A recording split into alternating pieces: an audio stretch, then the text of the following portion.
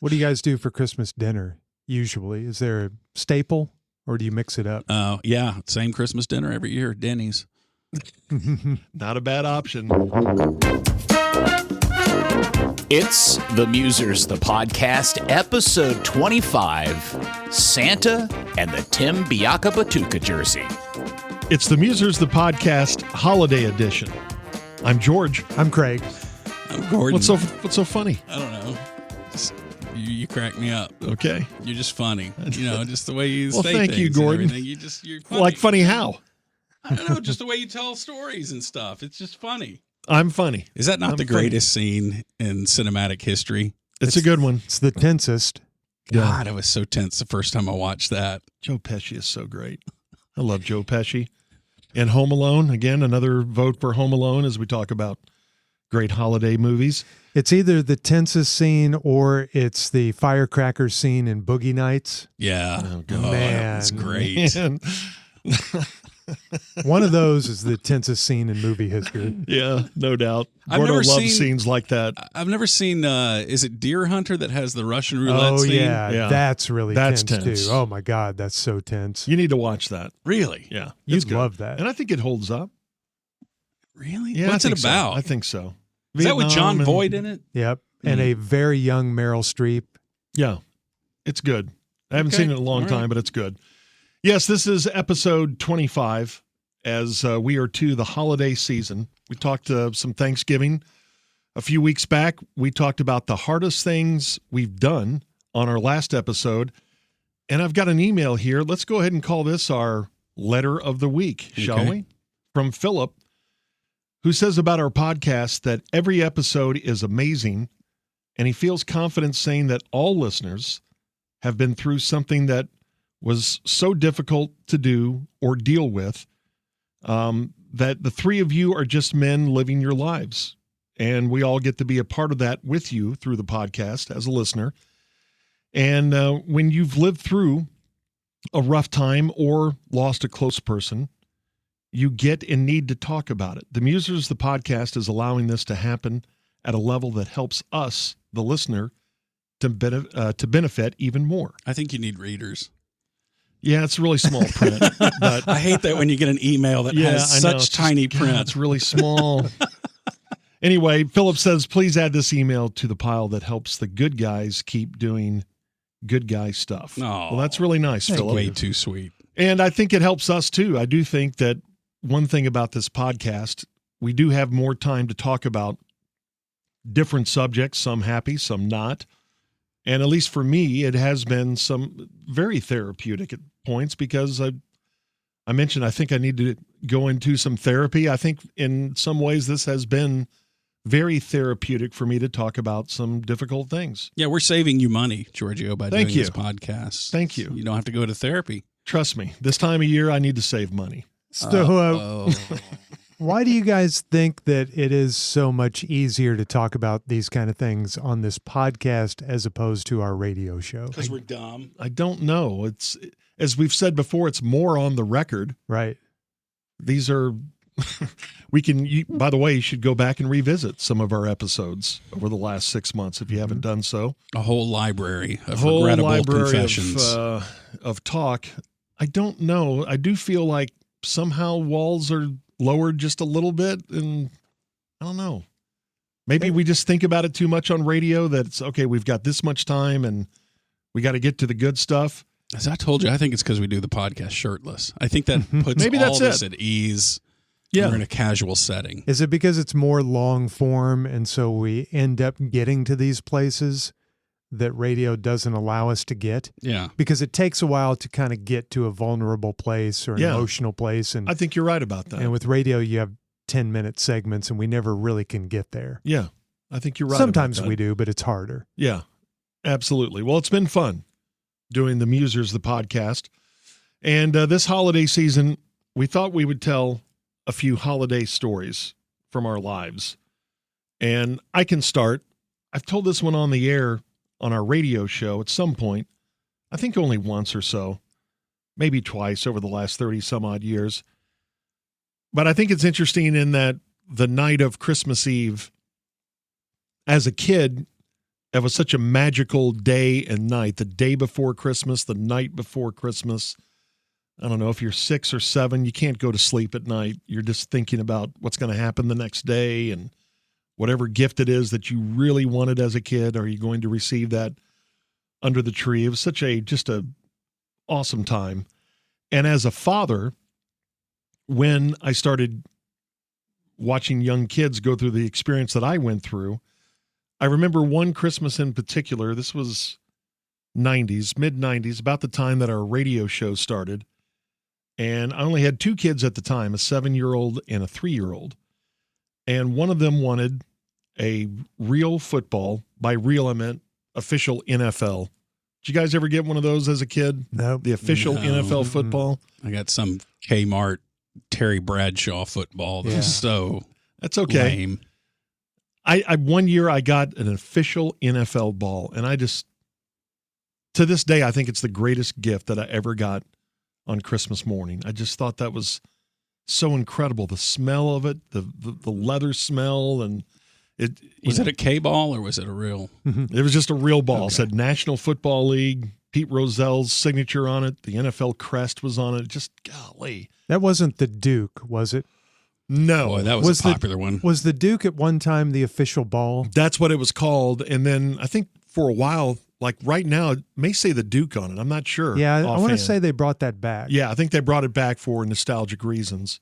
This did not say the Duke on it, but it was real, to the point where if we were going to play football, we were not going to use this ball if we were going to play street ball, just because I did not want to mess up my official NFL ball. It was awesome. So you got that when you were how old? I was in 4th grade, so what is Okay. that? 9, something like that. 9? So with a 7-year-old, I think I'd told him that story, so he put it on his list. And he wanted an official NFL ball, and he wanted a kicking tee, which we've talked about this before. Doesn't a kicking tee seem like maybe some sort of gift that you really shouldn't be able to buy because it's so official? It's Right. a game piece that, they'll only have in the NFL Right. or college football. And in case we have some young listeners, this was one of those years where sometimes Santa needs help, and he needs help from parents. And so Gosh. that's what we were doing this Christmas. We were helping out, and we told Santa in some correspondence that we had with him that we would take care of the kicking tee and the football. How did you correspond with Santa? We wrote letters. back Snail and mail. forth. Yeah. Okay. So And you had Santa to said, "Hey, I really can- get this done early. Santa said he could take care of just about everything on the list except for could we help him out with the kicking tee and the official football? And we wrote back, said, "Sure, Santa, no problem." So we would keep some of these gifts in our closet. And they were supposed to be very well hid. Did you guys creep, by the way, as kids to go into your parents' closet Yes, just to see sure. what's up? Of course. Sure. I guess I did too, but I'm telling you, they were really good at it. I never found anything. So if they were Santa's helpers at some point, I never found it. And I never really looked that hard too. As I got older, I just didn't want to, ruin the surprise. So anyway, it's Christmas Eve. It's late. The kids are finally to bed. It's 11 o'clock, midnight or so. And again, there's 7 and 3. So the missus starts going through the gifts that are in the closet. And she said, "I can't find the kicking tee." I said, "What do you mean?" "I can't find it." And, we have sacks in there of gifts, and it's very possible that it got put in a sack and then thrown away as we're getting ready for Christmas. And I mean, Panic. because that's really his top 2 gifts, football and a kicking tee. And again, helping out Santa, I put a lot of work in getting the official ball, looking for just that right tee. And I think it was semi-official. I don't think it was the kind they use in the NFL, but it was pretty cool. Could not find it. I said, "What are we going to do?" This So is by about now- what time at night? Well, by now it's after midnight. It's Oh, about gosh, 12:30. yeah. Gosh. And this is back when my parents were still here. They would have been in their late 60s, early 70s. And I said, "You're not going to believe this, but I don't want to scare my parents and just show up at their house." They lived about 20 minutes away. And I said, "But I still have my old kicking tee at my parents' house. I think it's in pretty good shape. Maybe we could spray it with something to make it look new." And it sounded like a good idea as any. So I wouldn't scare my parents. I called my dad And I told him the story, and I said, I think I have the kicking tee there. Would you mind if I came over and we just tried to make it look better? He said, yeah, sure, come on over. So I got over there about 1 o'clock in the morning. Sure enough, we found the tee in my old dresser, and we Called went him back. in the middle of the night. Yes. That probably scared him. It did. Yeah. Something wrong? No, it's fine, Dad. It's just, You don't can't think- find a kicking tee. You don't think you could have ninja'd in there, like lowered yourself from the ceiling like Tom Cruise, and then got in the kicking tee and got out without waking them? My dad was a former Marine. If he would have You would have gotten castle heard me, doctrine. yes. Yeah. Yeah, he would have taken care of business the old-fashioned way. So he didn't really have a workshop, but he had an area where he did have a workbench, and he had, some tools. And he said, I think I have some sort of like a finish, like a shellac we could put on that and make it look new. And we cleaned it. My dad brushed it, and just an old orange tee. Had 3 prongs on it. It wasn't that great a tee, but it was still in decent shape, even though at that time it was probably 20, 25 years old. And so we got it looking great, and my dad sprayed it, and I'll be danged if it didn't look pretty new. And so I went home, and, hero, got home about 2 o'clock in the morning. And again, that was a Christmas we had to actually help Santa put a few gifts under the Christmas tree, Interesting. knowing that he was going to come later and finish it out. I think you guys were Santa. That's what I think. What? We were Santa's helpers is all we were doing. So we took care of it. But before I went to bed, I went out front. This was before at least I had a timer for the Christmas lights. And I was going to unplug the Christmas lights for our little decorations out front that me and the boys had Santa's done. landing lights. Why are you unplugging them? Yeah, I didn't even think about that. I probably should have left them on. And usually on Christmas Eve, I think you do leave them on all night, Yes, don't you? that's what you're supposed to do. Well, for some reason, I went out to unplug the lights, and I'm glad I did. It was the strangest spiritual experience. I went out, and we lived near the airport at the time, near Dallas-Fort Worth Airport, and you could always hear planes going by. But for whatever reason, I didn't hear any planes. There was no wind, and everyone else still had their Christmas lights going. Of course. Here I am about to unplug ours. But I just sat there, and for about 5 minutes, it was just, I think, the 5 most peaceful moments of my life. Interesting. It was just really quiet, and gone through this thing, with my dad, and thinking back to when I got my first football. And I just sat out in the front. It probably looked pretty weird. Like, they've had a domestic right. episode, and he's George got is sitting on his porch with his shotgun. He's got to cool off a little bit out front. But I just sat out on the front porch, and I sat down on the stoop, and I just sat there for 15 minutes looking at the lights and just enjoying quiet. And I've tried to duplicate that since, and I have not had I've had a few moments like that where it was quiet, or maybe I'm watching a show late at night in a choir singing and, looking at lights, and it's similar, but I'm telling you, almost, it has been 30 years. I've not had another experience like that. And you never forget that Christmas. It was so cool. And you had the 3 generations of men involved in the story, which makes it all, that's so alpha and omega to have your dad helping you fix up your childhood tea in order to give to your son. Yeah. Right. So and that's the night in the middle of the night, to be quiet, he's helping you. Yeah. And it really was a quiet night right before Christmas. And the next day, he was so pumped up about his new football, and the tee passed. I remember him kind of picking it up and going, huh, okay, is this, I don't think he said, is this game must used? Be game used. There was a bit of a pause looking at the tee, like, don't make teas like this anymore. Son, actually, this was used in Super Bowl V. I probably should have said that. Old. It may have passed, but yeah, I'll never forget that Christmas. And it was more than 30 years ago. And I can put myself in that place, being on the front porch and just hearing that silence for 15 minutes or so. It's so funny because my brother actually got a football. He wanted an official football one time when we were kids. Mm-hmm. And so my grandmother gave it to him, and she just wrapped it. They used to come in these boxes that the front of the football was exposed in the box, you know? Yeah. And so she just wrapped that whole thing. And so for the month of December, because we would go and spend it at my grandmother's house in Mississippi. Whenever we got off school, we spent all Christmas vacation there. And for that last half of December, we played with that football in the front yard, still in its box. She used to get so mad at us because we'd ruined. The surprise was ruined. We knew he was getting the football. That's funny. And we would throw it and do pass patterns, everything, and then throw the gift through the air. But you had the respect to leave it in the box. Yes, respected that. It's not Christmas but yet. we did watch the bow fly off of it as I'm running a post route. That's so wrong. I knew you would wind up your mom, but your grandmother too? Oh, yeah. Oh my gosh. She fell victim to that.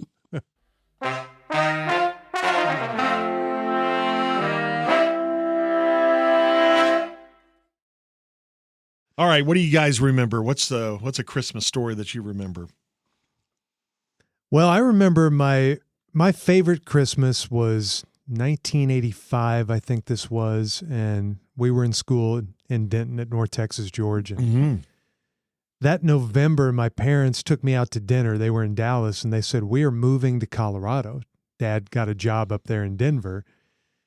And I said, wow, that's great. We can come visit you. And because I'd spent very little time in Colorado, I'd been there one time, and that was 8th grade summer camp, Circle K Ranch, with the sexually advanced kids from Azle. Story for another time. Yes. So Colorado seemed like this incredible wonderland to me. So I was all for them moving, even though they were moving far from me. I thought, what a great place to go visit. That's a beautiful town. It probably still is. Yeah. So they while my dad worked in Denver, they lived in Evergreen, Colorado, which was up in the foothills, and it was, maybe a 25-minute drive from downtown Denver. So that Christmas, you remember our friend Barb the Barb? Oh, yeah. Her parents lived in Aurora, Colorado, suburb of Denver, so she asked for a ride home for Christmas, knowing I was going to Colorado. So we drove that famous drive. Stop it. Gross. That I've done a million times up 287 through Wichita Falls and Amarillo, and this time up to Denver. And this is December 20th or something. And I drop her at her parents' in Aurora, and then I head up to where my parents lived in Evergreen. And it was nighttime by then, and I just didn't really kind of knew what to expect, but I had not really been to the Rocky Mountains as an adult, so I didn't fully know. And as I'm driving up I-70, you get higher and higher in elevation, and all of a sudden everything around me is white, but it's being lit up by the moonlight. And I'm like, wow, this is amazing. And I'm seeing all these foothills that kind of turn into bigger mountains, and the ground is covered in snow, and the trees are covered in snow, all these tall ponderosa pines. And then to get to their house, you had to get off and take this little side highway, go down into the town of Evergreen. And when I got down into the town square is right by, or the main street is right by the big town lake, which was frozen over with ice skaters on it and a huge pine tree decorated with Christmas lights. It's like you're on a movie set. It was like a movie set. And I was like, this is the greatest thing. I can't believe how Christmassy this is. Drove up to their house. And then the next day, my sister and I went Christmas shopping down on the Evergreen Main Street. Just a few little shops, nothing big. Small town back then. And it started snowing on us. Oh, man. And it's snowing in this quaint little mountain town, and I'm looking at these ice skaters and this Christmas tree, and I've got a bag of gifts and shopping, and I just thought, this is the greatest Christmas ever.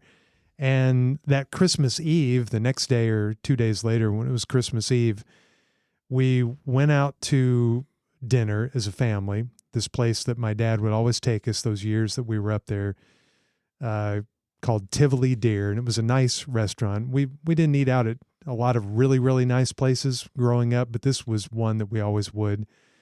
So we'd do that, and then we would go home and unwrap some gifts, and then we would go to midnight mass. And so we had all of that surrounded by snow and Christmas lights, and that just always stuck out to me as the most magical Christmas ever. The first one in the snow. I think we may have had a white Christmas or two in Oklahoma City, but this was in the mountains and the snow and midnight mass and fireplaces. And it just seemed like from that moment on, I wanted every Christmas to be like that for the rest of my life. I was going to say, do you think that's why you are more of a mountain guy than ocean. Yeah. And why that you have been spending Christmas up in the mountains for a while. Yeah. Now I take my family to New Mexico and spend Christmas in the mountains there. And yeah, and I love the beach. I love the ocean too. Really love it. But I'm more of a mountain man, as you guys can tell. I look like a mountain man. Total mountain man. But I do love the mountains. There's just more atmosphere in the mountains, I think. Yeah. The beach is more relaxed, but the mountains are just more beautiful, and especially at Christmas time. There is something about those who live in our area, the Southwest, in our case, the state of Texas.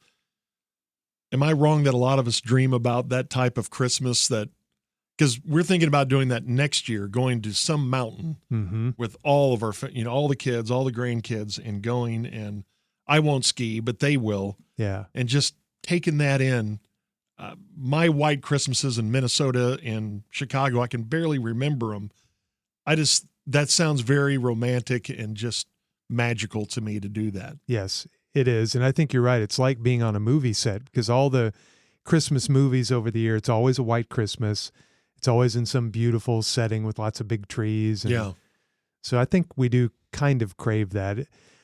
I was always kind of weirded out watching the Christmas parade or the New Year's parade, whichever it was, from Honolulu, and it was 85. Does it look like Christmas? And everybody's in shorts, and I'm thinking, that's not Christmas. How about some fake snow? Something. Because a lot of our vacation time always happens, obviously, between Christmas and New Year's, and so we travel a lot during that time. And yeah, some of the prettiest Christmas towns. I remember I went to Bruges, Belgium one time. Wow. Oh, it was like walking into a movie, because it was all decorated up for Christmas, and people skating on frozen pond there. And it was just so storybook to me, and just getting a street waffle and eating that, and the steam's coming off the waffle, and the snow is coming down, and those really large but very light flakes, that just is so like confetti from heaven. Yeah. So beautiful. Christmas in New York is also another really magical town. Yes. If you've ever been up there in the holiday season. Do you think folks in Colorado or Utah or New Mexico, do you think they take it for granted, or do you think they look forward to it every year? Are they human? This is what our yeah.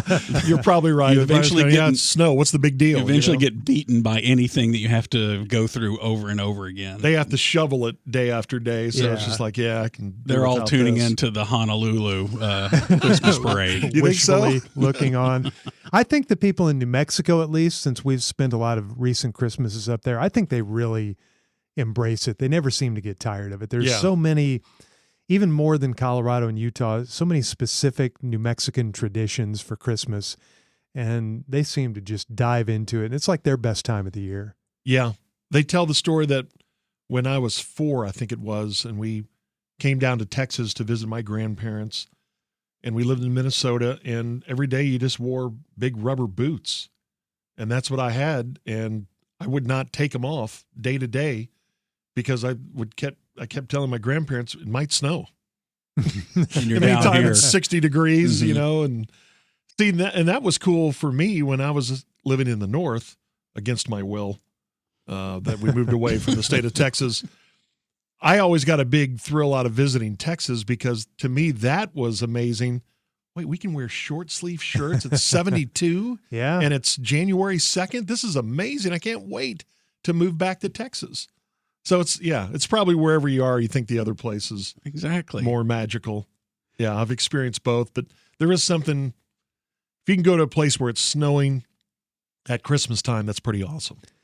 Yeah, last year when we were in New Mexico for Christmas, I kept telling our daughter, we're going to have snow at Christmas. It's going to be great. And we got up there and it was bone dry, and there was no snow in the forecast, and she kept asking for it. And guess what happened on Christmas Day? It snowed. Finally. And Christmas miracle. Santa came through. And it wasn't even in the forecast, but it was that afternoon. I looked outside and I was like, oh my God, it's snowing. See, Daddy told you we were going to get snow at Christmas. And she was so happy, and we got enough where we could go out and build a little bitty snowman. Sure.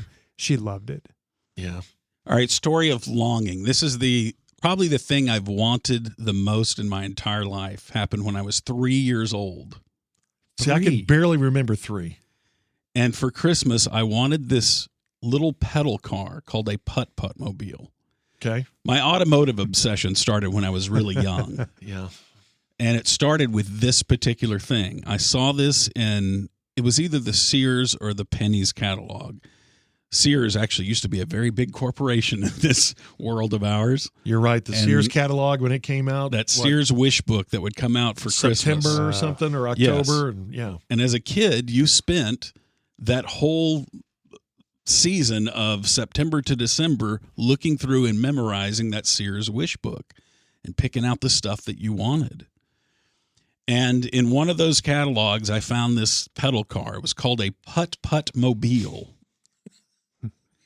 It was a blue car, and it had like a red vinyl top on it that was just kind of a canopy that went over it. So you had the Fred Flintstone it, or were there actual pedals that you there's actual U-shaped pedals in there that you stick your feet up on top of that inside the U, and then put pressure on the bottom of the U and pedal back and forth, alternating feet. Like a paddle boat. Yeah. Okay. Well, no, not pedaling around, but pedaling, shuffling back and forth these two U things that would rotate on a center crank. Okay. Interesting. Yeah, it's very, very odd. But I wanted this thing, and I don't know. It's the first time I remember fixating on something so strongly.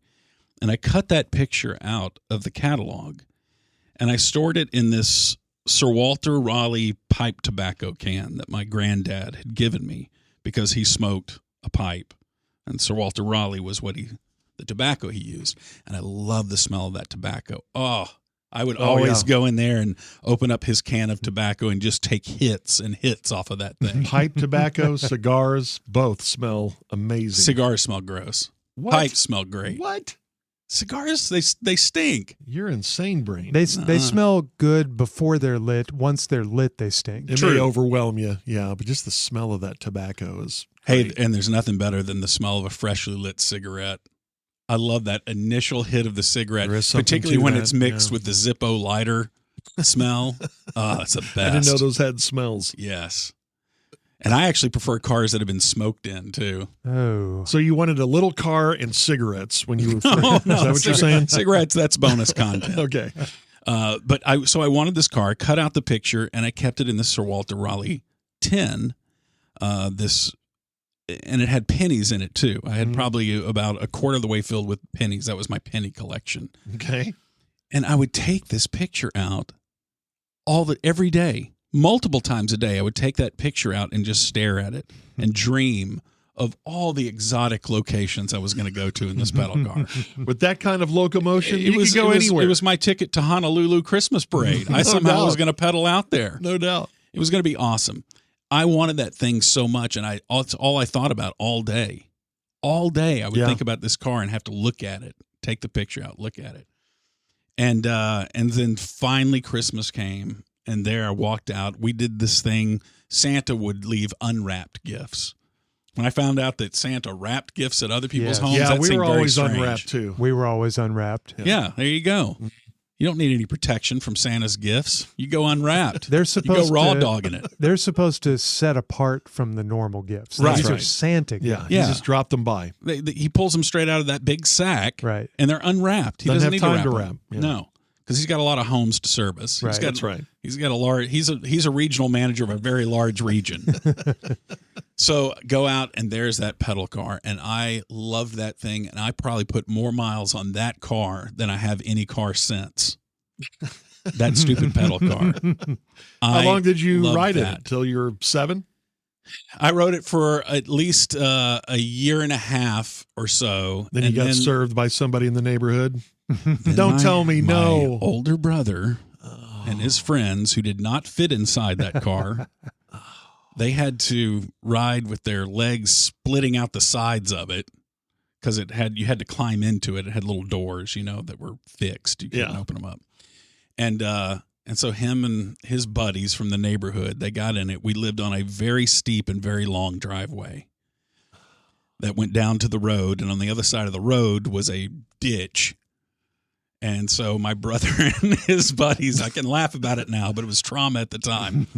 They would go bombing down our driveway in my little pedal car. They had to keep even if their feet were able to be inside the car, they had to keep them clear because those U-shaped pedals would have turned into a shredder. It's like a combine. Yeah, that's it's like inside a combine blade that's churning inside that vehicle.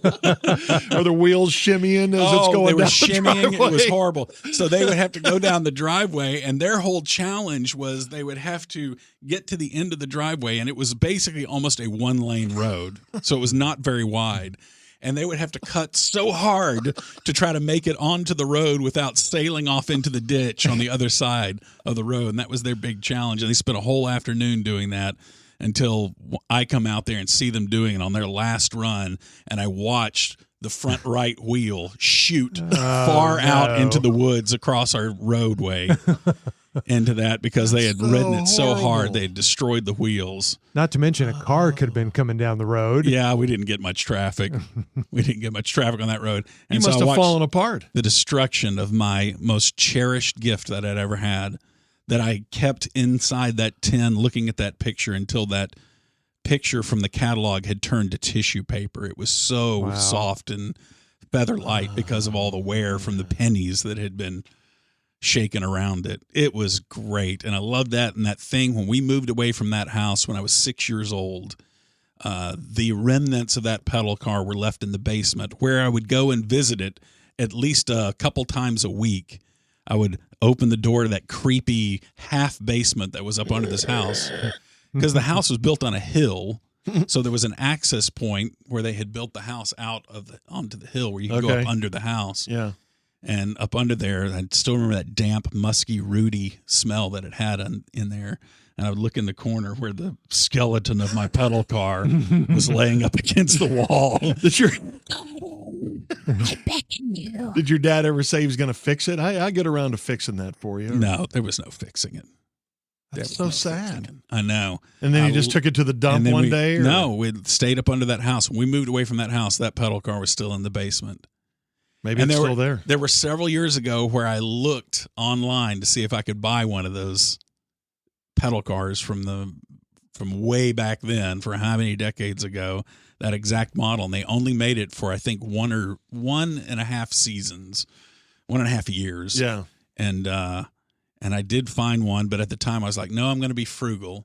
And it disappeared off eBay, and I haven't seen one since. Well, if you had found it, can you imagine adult Gordo trying to fit into that thing?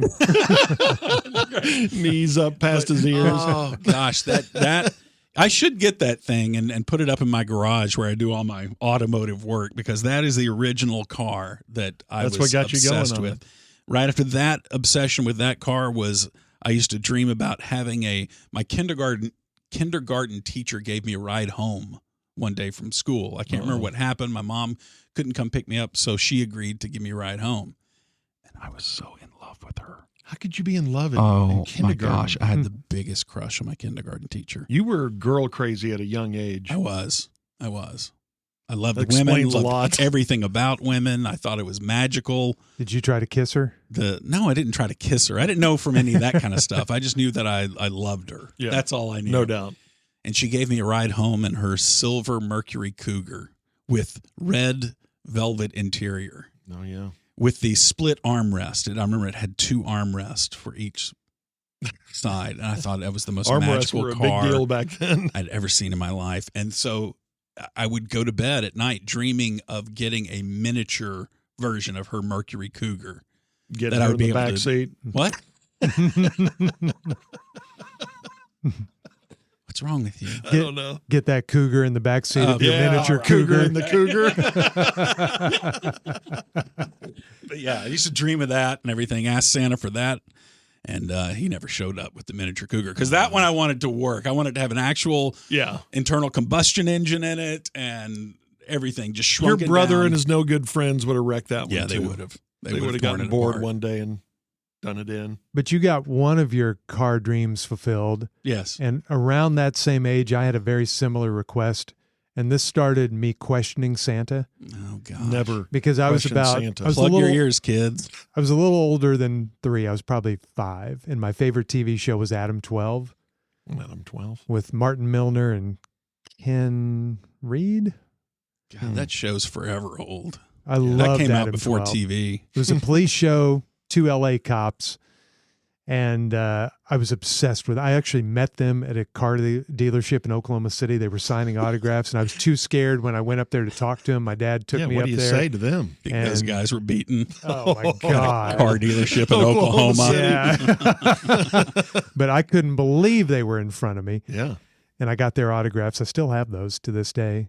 Had an Adam 12 lunchbox. So at Christmas, my parents told me, you can ask for anything from Santa. And I was like, anything? He'll do it. They said, anything. He builds everything at his workshop. Oh, okay. Well, wow, this is awesome. So I wrote him a letter, and I included drawings of what I wanted, and I wanted a miniature Adam 12 patrol car. Mm-hmm. And I didn't care how it worked, pedal, gas, it didn't matter to me. I just wanted it. Okay. And I drew a picture of it with the lights, and then I also wanted the kind of police uniform that they wore, the LAPD back then in the 70s. And You're setting yourself up for all kinds of failure kind of here. movie quality here. Yes. Well, I was told Santa can make anything and will bring you anything. Your All you have to do parents is made a ask. huge that are tougher miscalculation. than others. So put that letter in the mail to Santa, and for the next 2 or 3 weeks, I'm thinking, this is going to be the greatest Christmas ever. I'm getting this stuff, and I'm going to be just like Officer Pete Malloy. And then Christmas morning comes, and I get up at 5 a.m., and I run out there, and none of that is anywhere to be found. There's some pajamas and some Tinker toys. Yeah. And I was so crushed. Oh, man. And I remember asking my parents, why didn't Santa bring this? And they said something like, well, maybe he had trouble making that, or he couldn't get the parts, or he was really busy, or they had some excuse. Or Dad didn't get his Christmas bonus. Yeah. Got a ham instead. And at that moment, I started questioning Santa, because at the same time, Don't do that. I was starting to notice, well, there's a Santa at this mall, but we saw one at the grocery store yesterday, and they didn't look Helpers. anything alike. Helpers. And then there's one on TV, but we weren't told they were helpers. We were told, this is Santa. You're sitting on Santa's lap. Tell him what you want for Christmas. So all of that didn't make sense to me. Plus, what didn't make sense to me was he goes to every kid's house around the world in one night. Yep. Well, it depends on the religion. With yes. some help. That doesn't make any He sense. discriminates against some religions, I think. Right. That doesn't make any sense to me. So that next Easter, when we put out a carrot and some milk and cookies for the Easter Bunny. Yeah, which is springtime I Santa. hate this story so much. I got my 4-year-old sister to the side, and I said, I don't think there's anything to this Easter Bunny thing or Santa Claus thing. Here, let's do this. And I took I remember it was a green magic marker, and I put a little X on the side of the carrot. And we put it at the table for the Easter Bunny to come and feast on. And then we went to bed, and we woke up, and our Easter baskets were full of candy and Easter eggs, and the carrot was gone, and the cookie had a bite taken out of it. And I tapped my sister on the shoulder. I said, come here. And we went over to the refrigerator and opened the crisper drawer, and I pulled out a carrot, and it had the X on the side of it. I said, look. No, Easter Bunny. Put it back in there so you can have it. Yes. I said, what no, that was. this whole thing, it's a fraud. There's nothing to it. Man. You're a We're being jerk. sold a bill of goods.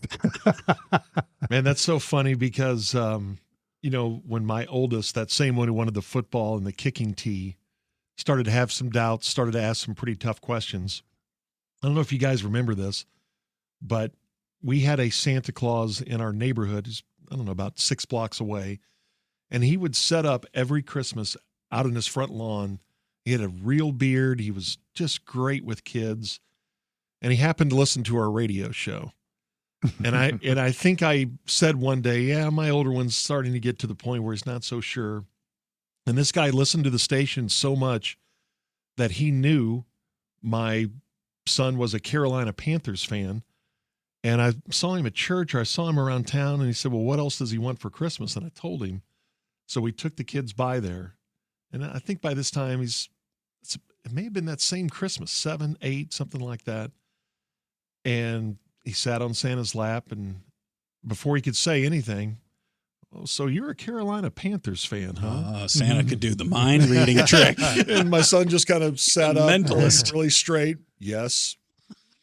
Well, do you want a jersey, a Tim Biakabutuka jersey? I'm sensing Tim Biakabutuka. Yes, and we left. And okay, so is this a bad parent that It's just I did so that manipulative. And on the way home, he said, "That is the real Santa." Okay, see, I hate that. Why do you hate that? We kept the magic alive. No, it's you keeping. There's a lesson there to always believe. Don't doubt. No, you don't always believe something Pessimist. Pessimist. That is not true. That is not true. And going to extensive lengths to try to make a kid believe in something that look at extensive links. He went and put an X on a carrot. I'm surprised he didn't do dental records on the cookie bite. That was smart of him. Ooh, that's a good idea. Of him to do that. Because I had the traumatic experience of going to my mom when all the other kids were saying, hey, you know what the truth is on this. I know. And I Why went do to my kids mom always want to talk about that? And I said, this is what the kids are saying. What is the truth? Tell me the truth. And she did what you would do, which is no. Santa is real, and you die on this hill. My mom or me, I never said that. My mom would always say to me, "Well, what do you believe?" Yeah, right. What do you believe? I think that's much better to do than this. We're going to go to any lengths to keep this kid believing something that we know that we're lying to him on. But instead of wanting to put my parents up on some sort of child abuse charge or something, when I found out, to me, it went, oh my gosh, all this time it's been my parents who cared. Not me. It was them lying to me when I asked them directly about it. Man. When I said, just give it to me straight up. I want to hear the truth. That's what happens when you're horny for your teacher in kindergarten. Then by the time How are you roping that story into this? Then you have a big problem with the truth. When ask it comes you out directly, the best thing you can do for your kid is to be honest with them. You want them to trust you. Right. You need to be the source of honest that's information. That's the way my mom did it. She said, well, what do you believe? Right. And you said, well, I believe this. And should she correct you then? My mom never did. Look at me. Turned out great. No, you're still perpetuating the lie. It's not a lie. Others, even roping in neighbors with some creepy guy who has a Santa beard all year round. And you're like a JFK conspiracy theorist. You're just out to prove something. Don't try to prove it. Just I have a question for enjoy the spirit of Christmas. Your son, he didn't think it was weird. He has a neighbor that looks exactly like the Santa, and he's appearing in front of that neighbor's house. When you're 7 or so, you don't put all that together. You just think, okay, well, I guess Santa came to visit Coppell, Texas for just weird. A couple of weeks. That's just weird. I'm looking here. It says the average kid stops believing in Santa around age 8. Yeah. Though some start to question it as early as 4. That was me. And others hold on until 10 or 11. What's the oldest kid that you ever knew believed That was in me. Santa? I think my voice had already changed when I was still on the recess playground saying, hey, you guys, listen, I swear it's real. I got it from a good source. My mom swears to me. He's taking a drag from a cigarette. Look, man, just be cool and Santa bring you great gifts. Yeah, and I'll tell you, we'll go visit Santa, and I got my license coming next week, so we'll go visit the mall Santa, and he'll tell you the truth. I may be one of those who believe till about 9 or 10. Really? That there may be something to it. Yeah. Yeah. And I think there is something to it. What is there to it? A dad driving over to his dad's house at 12:30 at night. Then why not go with that story? That's a beautiful thing. Yes, it's still a beautiful thing. Then why didn't you tell that story? Because he will experience that for himself someday, and he'll go, okay, that's the magic of Christmas that my dad was talking about, and my grandmother. I think at the first sign of questioning, you should be honest with your kid. Levels of honesty based on their age, obviously, but never double down and swear and do like my mom did. I crossed my heart. I would never lie to you. I swear on everything that is holy. I've always doubted that story that your mom said, son, this is the truth, what I speak to you right now. Santa. She didn't. I bet she did say something like, well, what do you believe? No, she didn't do that much. That Santa had some helpers and all that. She would just do Santa's real. How else do you think that the Christmas gifts show up and all this? She would not do the hedging language that she should have done. And I experienced that as a betrayal. It is like holding a press conference as a parent. What do you want to admit to? Right. I'm not going to comment on that at this time. We're going to leave that alone for right now. Well, has he traveled to every single house? I'm not going to answer that. Any other questions that are not in my department? Any other kids have any other questions in here besides that?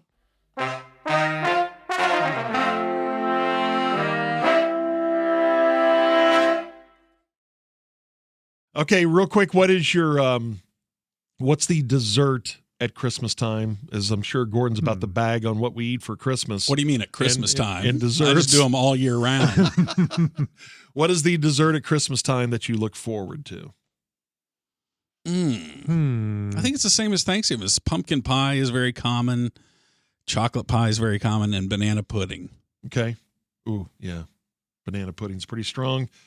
Boy, I don't associate Christmas with dessert. I do Thanksgiving, but I don't think we have a go-to Christmas dessert. It's the only time we had them during the year, and I still ask for them every year, and it doesn't always happen. Sometimes I make them.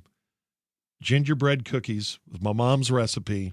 I'll put it up against any cookie in the world. Why don't you put up her recipe? I want to fix these gingerbread cookies and try them for myself. I'll send it to you. Okay. Yeah. All right. I'll take that challenge. But you're going to bag on it. You're going to come back and go, I don't know. Well, if it's not that great, it's not that great. I think you'll think it's great. And then that was a great memory too of, decorating the gingerbread men and putting those little BBs on his eyes and stuff. Yeah, and the BBs and biting into that and have to head to the dentist the next day. What do you guys do for Christmas dinner usually? Is there a staple or do you mix it up? Yeah, same Christmas dinner every year, Denny's. Not a bad option. We've talked about doing that this year because this is the off year. Thanksgiving we were on for our kids coming back. Christmas we're off, so we're going to go see them like a day or two after Christmas. So I threw out that idea, hey, we're going to be just us, maybe Denny's. What's wrong with that? We have a breakfast casserole that my wife makes every year. Okay. That's really, really good. Yeah, we got that going too. Yeah. So like sausage in it and stuff. Yeah. Oh, man. Leave it out. You refrigerate it overnight. Yeah. What's with that? Same thing. I don't know. Why do you have to do that magic? It makes it better somehow. Putting it in the fridge overnight. But the meal is very similar to Thanksgiving, which I'm open for change there. We just kind of go the same route. We change it up. Talking about all those Christmas traditions they have in New Mexico, tamales on Christmas Day are a big tradition there. Okay. I thought it was New Year's. Is it Christmas? Do that? It's Christmas, yeah. Yeah, love tamales. I have a question. How do you guys do your presents on Christmas morning? Well, number one, do you do them on Christmas morning or some people do them Christmas Eve? But how do you, like we always unwrapped one at a time where each person was on center stage for that little 2 or 3 minutes and they got to unwrap and then the next person, and you have somebody in the family playing Santa Claus that hands presents to everybody. Is that how most people do it? And somebody else has to man the trash bag. Yeah. Yeah. I think that's a rotating thing. Usually the youngest starts it off. We always let our boys open. Did you have the one on Christmas Eve? Did you ever have that? Yeah, we did that. And that became Brothers Christmas when they would start exchanging their gifts to each other. That was always on Christmas Eve, and they still do that, Brothers Christmas.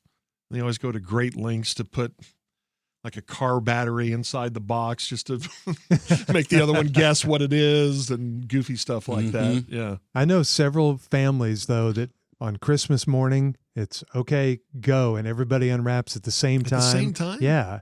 That seems like chaos to me. Yeah, that's insanity. And you can't see what other people are getting because you're too busy opening your own presents. Yeah, but as a kid, wouldn't you love that? Yeah. Yes. You know, that's the worst when you're a kid having to sit around watching grandpa try to struggle to open something that someone's overpackaged and overwrapped for him. And I told this story on our radio show a couple of days ago, but my dad would always unwrap presents the exact same way. He would pick it up. He would make every single turn this big production. He would pick it up and he'd go, ooh, I wonder what this is. And he would shake it. And then he would always guess slippers. And everyone then bust out laughing. And then he would unwrap it without tearing the paper because he would say, this paper is so beautiful. And so he would just try to untape it and then unfold the paper. We never wanted to tear into it. And then he would just get the box and shake it again. And then he would just barely open the lid and look in there, and then he'd look at everybody and go, "Oh, every single gift, everyone, every time." Yeah, I've probably thrown out a lot of dad jokes over the years. I think mine's always been bowling ball. Bowling ball? Yeah, maybe. I don't know. Can you guys wrap a gift? No. And my dad was the best at it. I cannot That's me. wrap. My dad could wrap like the department stores wrap, and I couldn't. I did not inherit that from him. My corners are terrible. No, me too. That's one of the few things I'm really good at. I can drive a boat, I can back a trailer, and I can wrap a gift. Wow. I wrap all of our presents at Christmas time. Wait, because I'm what? so darn good at it. You do? Yeah. You are the house gift wrapper. Yes. My wife will tell you. Yeah. I do. Dang. Yeah. Wow. I suck at it. Yeah. The big thing is measure before, make sure you have, straight lines and you can do the scissor thing where you don't even have to use the scissors. You just absolutely. Yeah, you go straight up. Yeah. That's cool. That's the way to do it. So Yeah. badass. Yeah. I'm really good at it. Did you ever, one more thing, did you ever really wish for something like Gordo with the car or whatever was on your list and not get it? My police car. Your police car. Yeah. Mm-hmm. Yeah, that's the other one I was trying to think of is the Adam 12. I wanted electric football, and for those who don't know what that is, it's the buzzing metal field that was, about 4 feet long by 2 feet long, maybe, something like that. Had fake stands, had plastic players, and it would vibrate and the players would move. And it was a big thing in the 70s. Huge. I'm going to say 4 straight years I asked for electric football. You got shut out every year? Only because one of Santa's helpers, my dad, had bought that for my older brothers, and he had classified it as a piece of junk, that it wouldn't work. He was kind of right about that. He was kind of right, but okay, I wanted to experience that. All my friends had it. And yeah, for 4 straight years. And, eventually I got over it. And as I bring it up 56 years later, I eventually got over it. But when I was, I guess, around 30 or 35, my wife got me electric football. Yeah. And my boys were little. Yeah. And we played it, and they liked it. Some days they would play electric football instead of Techno Bowl. I had one as a kid. I loved it. Yeah. I got it one Christmas. I thought it was the coolest thing ever. And it came with the Cowboys and Broncos because they were the Super Bowl teams. Super Bowl matchup. Yeah. Yeah, that's awesome. The only time other than my Adam 12 request that I was really disappointed was back to the Sears catalog.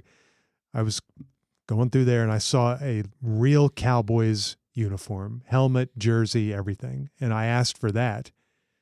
But instead, Santa brought me a generic Hutch jersey, and it was basically a Packers jersey. It was a yellow helmet, but it didn't have the Packers logo. Oh, no. Terribly outdated white face mask. Not like a real NFL face mask. And then a green, what was a Packers jersey, but it was generic, and it said 66. So it was the worst number you could possibly get as a kid. Okay, that was Ray Nitschke, though. So okay, maybe that's a tip of the cap to Ray Nitschke. But all of the Hutch jerseys were 66, no Yeah. matter what color they came in. It was just generic. gosh. No. So I was really disappointed there. Again, I was like, well, I thought I could get anything, and I've seen they make this Santa. Why do parents think that attention to detail is just not needed? I know. They just feel like if they get within the general category of something, then this will suffice. Yeah, I was pretty let down. I put it on, but I looked real spare. When I was 6, I got my full NFL outfit. Real one. Did you get Roger? No. Who'd you get? It was once again kind of a discount bin looking thing that showed up, but I loved it because it was Dolphins. I just wanted a Miami Dolphins. You like the Dolphins uniform? Yes. I love the colors. I love the liked them jumping too as a kid. dolphin wearing the helmet. I loved all that. That was great. And I got that when I was 6 years old. Man. And I was so ready for the NFL. Why didn't any of us make it to the NFL? We had all this. Question. I don't know. We had And Hutch jerseys. Of course, it was very unstable because we go out to play football in the front yard on Christmas Day, and I'm the only one that's fully suited out. You probably felt really cool, very though. weird. As a 6-year-old, you probably felt like you were whoever. And that was when you could still go head to head when you're making a tackle. So I took advantage of that since I was the only one with a helmet. Yeah, you were so I knocked a few kids out. I was head hunting. Well, that's being a coward if you headhunt. We all know that. What? And we all hope that everyone has a Merry Christmas, a Happy Holiday, a Happy New Year. I won't see you guys for a couple of weeks. So, yeah. Yeah, Merry Christmas, guys. Happy Christmas to you. Happy Christmas. That's unstable. That's what Paul McCartney always said. So I thought I'd say that's wrong. It's Merry Christmas. The way that Joseph and Jesus said. That's the way very they first, said it. Yeah. Very first Christmas. Because of Mary. Absolutely. All right. Well, thanks to our producer, Peter Welton, for putting up with this once again. And we'll talk to you next week. Best of, right? Yes, I believe we're going to do that. I'm excited about this. Yes. I've heard it, and it's good. Highlights from our first, 7 months podcast. Something like that. All right. That's next on the Musers, the podcast. Horny. Yes, as promoted by George, the goal of next week is to give to you an audio gift you can give somebody else to help introduce them to the Musers or reintroduce them to the Musers. So be on the lookout for that next Wednesday. George and Bob will continue to do Cowboys Weekly editions while they're on vacation, so those will continue to drop on Thursdays. Happy holidays, everybody. We really do appreciate you listening to the Musers, the podcast, a Tired Head production.